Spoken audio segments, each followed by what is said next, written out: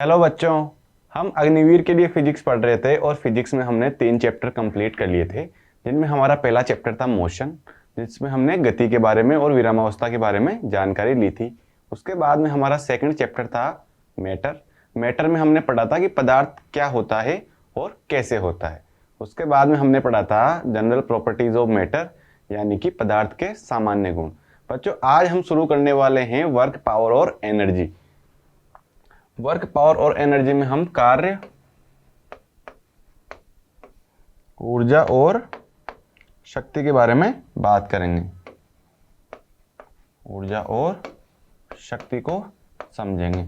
बच्चों, ये फिजिक्स में जो हमारा सिलेबस है उसका सबसे इंपॉर्टेंट टॉपिक है, इंपॉर्टेंट यूनिट है। सबसे ज़्यादा क्वेश्चन इसी यूनिट में से बनने के चांसेस है, इसलिए हमें ये अच्छे से करना है। तो बच्चों, सबसे पहले हम बात करेंगे कार्य की, कि कार्य होता क्या है। बच्चों, हम किसी भी चीज को एक जगह से दूसरी जगह पर सरकाते हैं या विस्थापित करते हैं तो वो कार्य है। जैसे हम किसी बॉल को या पिंड को ऊंचाई पर लेके आए तो वो कार्य है। जैसे हमने ग्राउंड से किसी भी चीज को उठाकर छत पर रख दिया तो हमने कोई कार्य किया है। यानी कि हम किसी चीज को यदि विस्थापित कर रहे हैं, अपनी जगह से खिसका रहे हैं, तो वो सब कार्य होता है। जैसे कार्य का अर्थ है कि किसी क्रिया के संपादन से कार्य होता है। जैसे हमने फुटबॉल को किक मारी तो हमने कोई कार्य किया है। यानी कि हम कोई भी क्रिया कर रहे हैं, हम तैर रहे हैं या हम चल रहे हैं, तो हम कार्य कर रहे हैं। तो किसी क्रिया के संपादन से कार्य होता है। अतः बल लगाकर किसी वस्तु को बल की दिशा में विस्थापित करने को कार्य कहा जाता है। यदि हम किसी पर फोर्स लगा के, बल लगा के उसे खिसका रहे हैं तो वो कार्य है। और कार्य कैसे ज्ञात किया जाता है? बल और विस्थापन का अदिश गुणनफल। बच्चों, जो सदिश गुणनफल होता है उसमें क्रॉस आता है और उससे हमें मिलता है सदिश। जो अगला हमें गुणा करने के बाद गुणनफल मिलेगा वो भी सदिश होता है। लेकिन अदिश गुणनफल में जब हम किसी दो सदिशों को गुणा करते हैं तो अदिश गुणनफल में हमें अदिश राशि ही प्राप्त होती है। यानी कि कार्य एक अदिश राशि है। और इसका फॉर्मूला हो जाएगा, जैसे कोई बॉक्स है, इसको हम विस्थापित कर रहे हैं, माना कि विस्थापन S है, और बॉक्स को F4 से विस्थापित कर रहे हैं। और ये जो कोण बन रहा है इनके मध्य, ये 0 डिग्री है, क्योंकि इधर ही बॉक्स है, इधर ही बल है और इधर ही विस्थापित कर रहे हैं। तो इनके मध्य कोण कितना है? 0 डिग्री। तो बॉक्स के लिए हम कार्य की गणना करें तो इसके लिए कार्य हो जाएगा W बराबर F डॉट S। बच्चों, अदिश गुणनफल को डॉट से दर्शाते हैं, इसे डॉट गुणनफल भी कहते हैं। तो ये हो जाएगा FS cos थीटा। जब डॉट को हम खोल के देखते हैं तो हमें cos थीटा के रूप में प्राप्त होता है, जो इसका फॉर्मूला होगा। तो हम जब भी कार्य की गणना करेंगे तो इसी फॉर्मूले की सहायता से करेंगे। यानी कि बल एंड विस्थापन को गुणा करेंगे तो हमें कार्य मिल जाएगा। इसी प्रकार से कार्य को, जैसे हमने कोई चीज को ऊपर उठाया है तो उसका कार्य हम mgs से ज्ञात करते हैं, क्योंकि कार्य क्या होता है? ऊर्जा।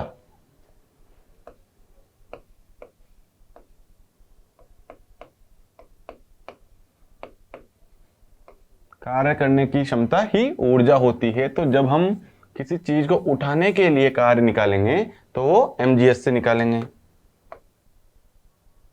कार्य का ऐसा मात्रक हम पढ़ चुके हैं, जूल, एंड इसका जो CGS मात्रक है वो है अर्ग।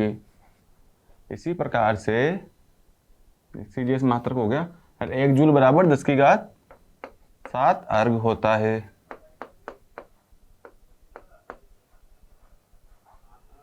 बच्चों, कार्य एक अदिश राशि है, क्योंकि जब दो सदिशों को डॉट गुणनफल से गुणा करते हैं तो अदिश प्राप्त होता है। बच्चों अगली स्लाइड में समझते हैं कि जैसे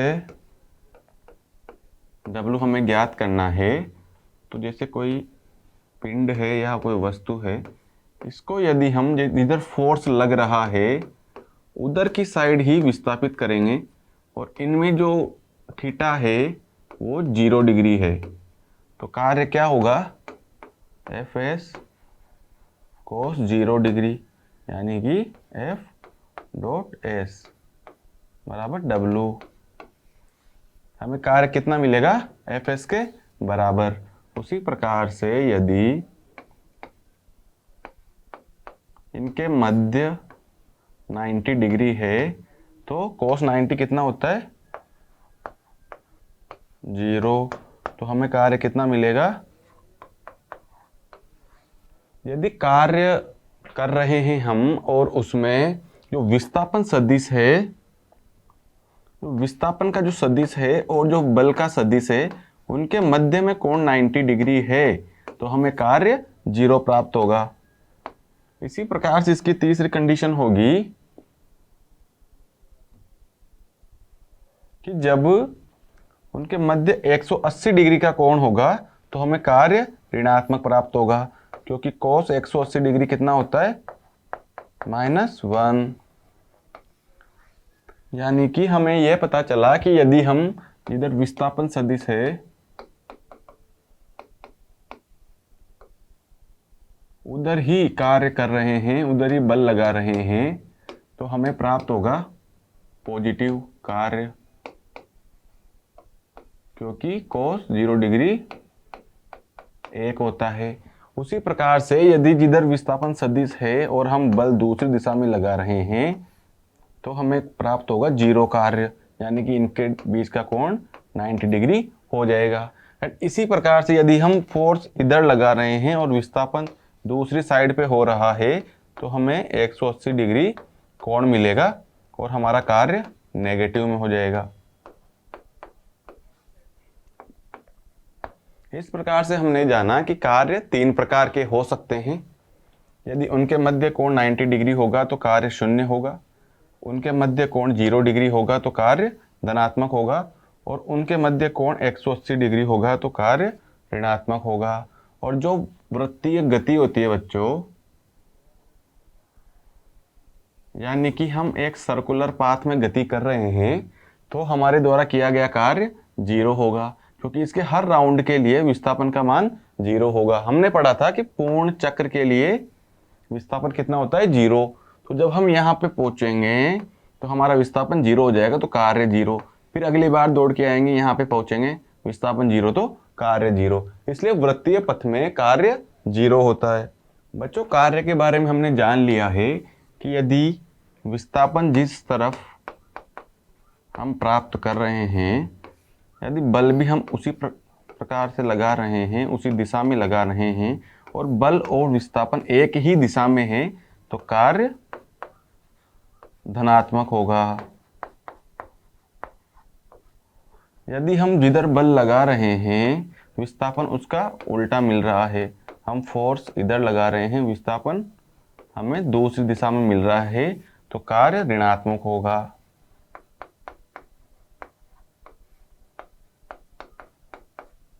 और यदि हम जिधर बल लगा रहे हैं विस्थापन हमें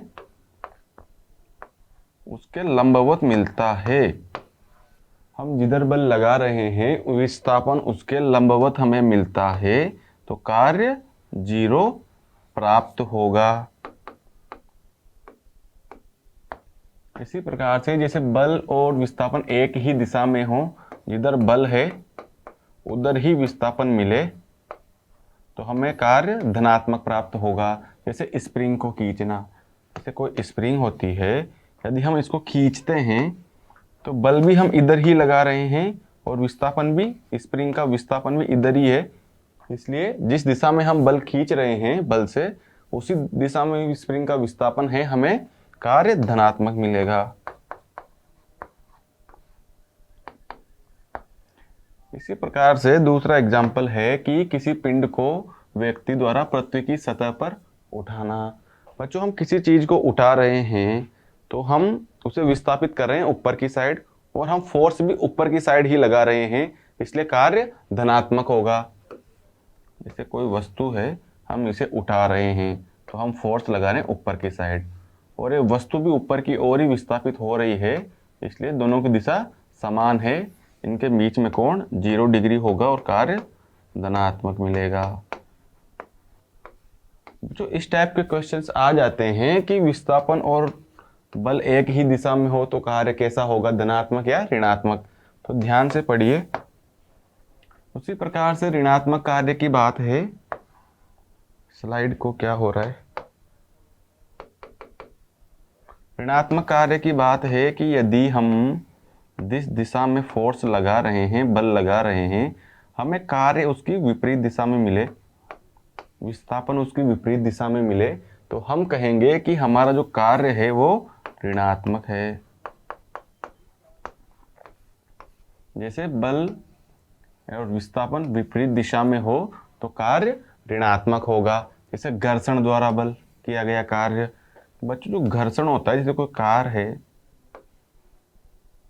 इसके टायर्स सड़क को टच करते हैं, तो ये कार यदि इस साइड में गति कर रही है तो घर्षण जो बल होता है वो कार को रोकने का प्रयास करता है और वो विपरीत दिशा में लगता है। तो जो फोर्स है वो सामने जा रहा है तो घर्षण उसकी विपरीत दिशा में कार्य करता है, तो दोनों के बीच में कोण 180 डिग्री और कार्य ऋणात्मक।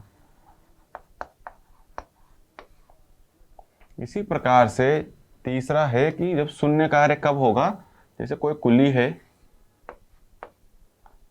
ये किसी चीज को ऊपर माथे पे रखता है, उठाता है, तो जो एक गति करेगा तो इसका फोर्स होगा इधर की साइड, और जो इसका विस्थापन होगा वो इधर की साइड होगा और फोर्स इधर की साइड होगा, तो जो कोण बनेगा वो 90 डिग्री बनेगा, इसलिए कार्य 0 होगा। कि जब विस्थापन और बल की दिशा लंबवत हो एक दूसरे से तो कार्य 0 होता है। उदाहरण भी यह है कि कुली द्वारा प्लेटफॉर्म पर बोझ उठाकर चलना शून्य कार्य का उदाहरण है। बच्चों हमारे सामने एक क्वेश्चन है कि किसी वस्तु पर 10 न्यूटन का चल बल लग रहा है, बल आरोपित किया जाता है, तो वस्तु बल की दिशा में 5 मीटर विस्थापित होती है, तो कार्य ज्ञात कीजिए। इसे सोल्व करते हैं। आपने जो अब तक सीखा उस हिसाब से आप सोल्व करने का प्रयास कीजिए। मैं भी अपना प्रयास करता हूँ। जैसे इस पर 50 न्यूटन का बल हम लगा रहे हैं, सॉरी 10 न्यूटन का फोर्स हम लगा रहे हैं, और ये विस्थापित कितनी हो रही है, 5 मीटर।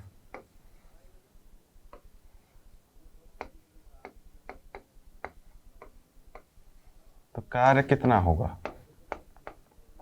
कार्य क्या होता है, बल इंटू विस्थापन। कार्य क्या होता है बच्चों, बल इंटू विस्थापन। तो यहाँ पे बल कितना है, 10 न्यूटन, विस्थापन कितना है, 5 मीटर, तो कार्य कितना हो जाएगा, 50 जूल। या आप इसे 50 न्यूटन इंटू मीटर भी कह सकते हैं। न्यूटन इंटू मीटर ही जूल होता है बच्चों। ये जूल एसआई मात्रक है, न्यूटन इंटू मीटर एमकेएस के मात्रक है, ये भी एसआई मात्रक है, लेकिन दोनों को मिला के जूल कहते हैं। तो हमने सोल्व कर लिया बच्चों कि जब 10 न्यूटन का बल लगा के किसी वस्तु को 5 मीटर विस्थापित करेंगे तो हमें कार्य कितना प्राप्त होगा, 50 जूल। बच्चों इस प्रकार हमने कार्य की अवधारणा पढ़ी। इसके बाद हम पढ़ते हैं ऊर्जा, कि ऊर्जा क्या होती है। बच्चों हमने आपस में बात की तो इसमें भी ऊर्जा का संचार हो रहा है। ऊर्जा क्या होती है, कार्य करने की क्षमता। जैसे आपसे बोला जाए कि आप 10 किलोमीटर दौड़िए, तो आप में 10 किलोमीटर दौड़ने की एक क्षमता होगी, तभी आप दौड़ पाएंगे। तो आपसे पूछा जाएगा कि आप में इतनी एनर्जी है या नहीं है कि आप 10 किलोमीटर दौड़ पाए। तो कोई भी कार्य करने की एक क्षमता होती है जिसे ऊर्जा कहा जाता है। जैसे कोई 10 किलो का इंसान है, छोटा बच्चा है, उससे आप कहो कि आप 20 किलो उठाओ, तो वो मना कर देगा कि मेरे पास इतनी ऊर्जा नहीं है। तो हर कार्य को करने के लिए एक ऊर्जा की आवश्यकता होती है। तो कार्य करने की क्षमता को ऊर्जा कहते हैं। और सभी प्रकार की ऊर्जा का एसआई मात्रक जूल होता है और सीजीएस में अर्ग होता है। जो ऊर्जा में हम पहला पढ़ेंगे यांत्रिक ऊर्जा, कि यांत्रिक ऊर्जा क्या होती है।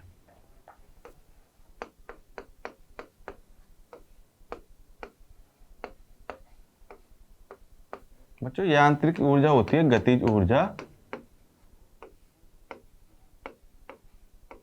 और स्थितिज ऊर्जा का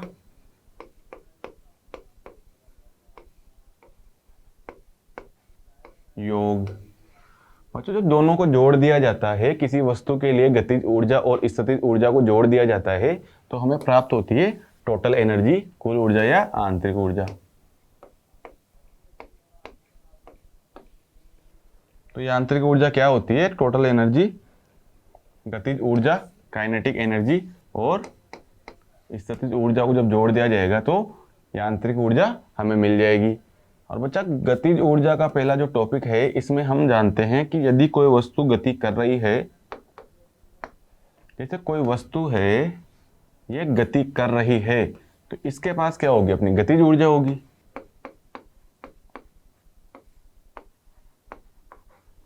गति करने के लिए क्या चीज की आवश्यकता है? गतिज ऊर्जा की, तभी तो गति करेगी।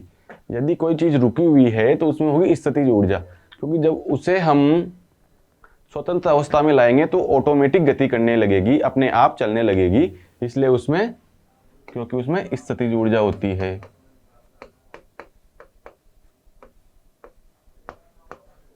तो गतिज ऊर्जा क्या होती है कि जब कोई वस्तु गति करती है तो उसमें जो ऊर्जा विद्यमान होती है तो वो गतिज ऊर्जा होती है। जैसे गति करने के लिए वस्तु में गतिज ऊर्जा होती है कि यदि m द्रव्यमान की कोई वस्तु है जिसका वेग v है, तो उसका गतिज ऊर्जा का फॉर्मूला क्या होगा? Half mv square 1/2 mv square.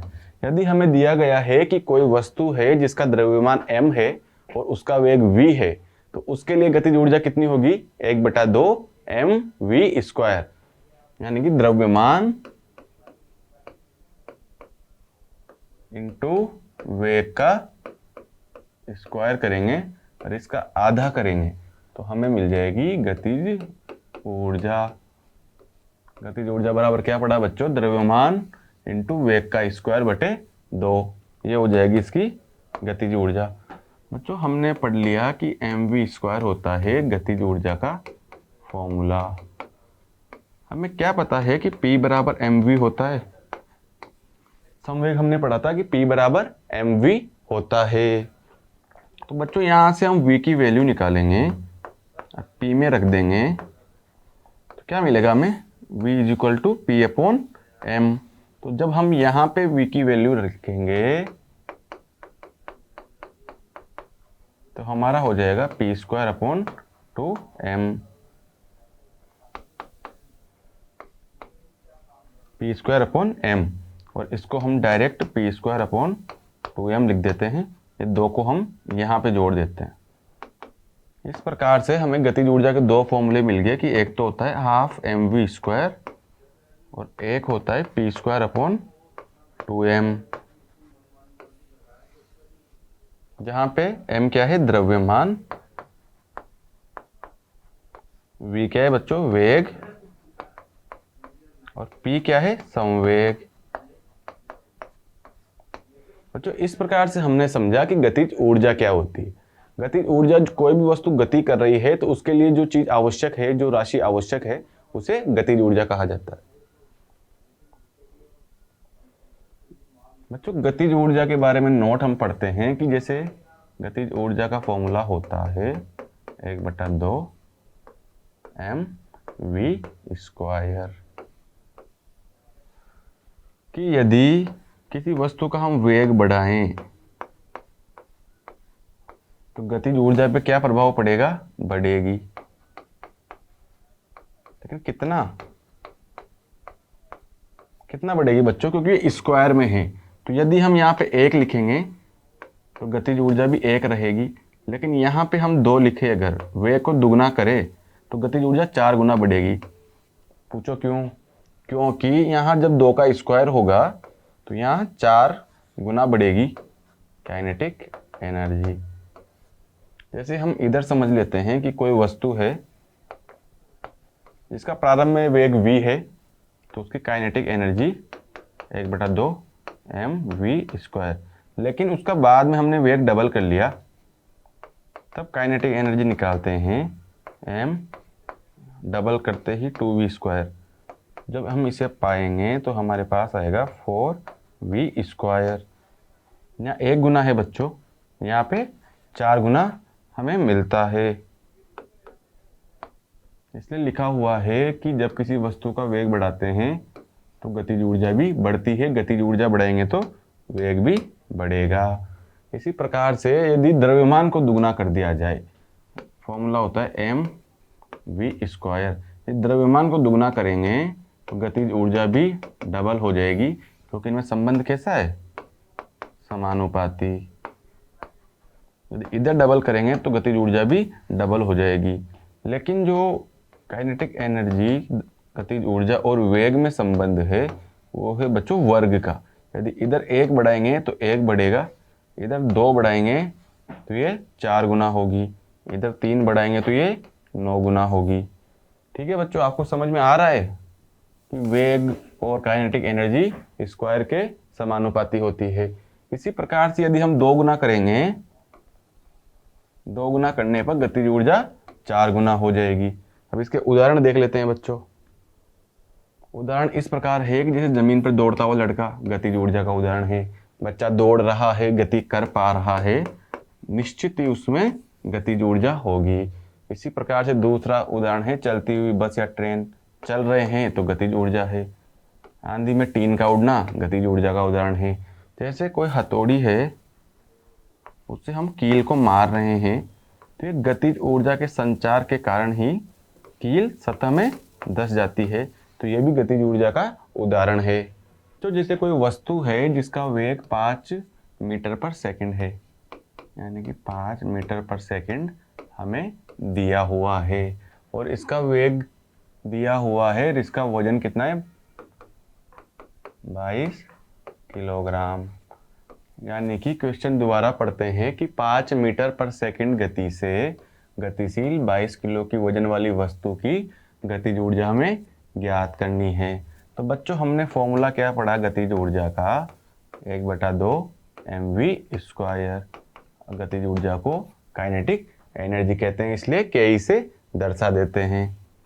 तो हम फॉर्मूले में वैल्यू लिखेंगे। हमें डायरेक्ट दिया हुआ है कि वस्तु का वजन कितना है, 22 किलो, और वेग कितना दिया हुआ है, वेग बच्चों v² है, इसलिए 5 को 2 बार गुणा किया गया है। तो बच्चों हम जानते हैं कि 22 में 11 से 2 बार कट जाएगा, ऊपर 11 आ जाएगा, और जब 11 को हम 25 से गुणा करेंगे तो हमें मिलेगा 275 जूल।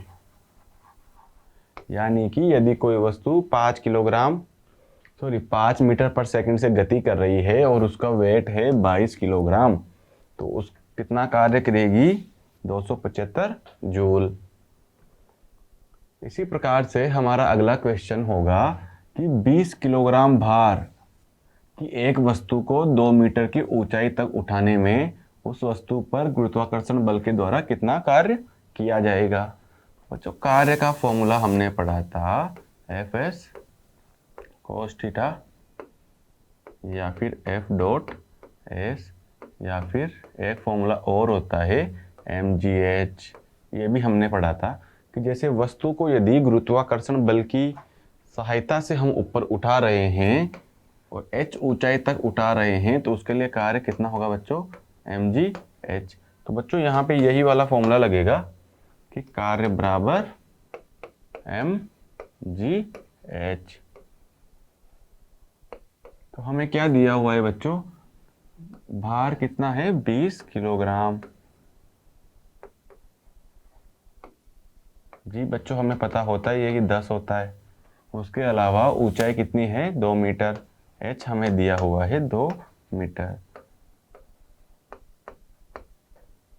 बच्चों इसकी वैल्यू 9.8 होती है, लेकिन हमारा क्वेश्चन इजी हो जाए इसलिए हम 10 ले लेते हैं। तो बच्चों अब हम वैल्यू लिखेंगे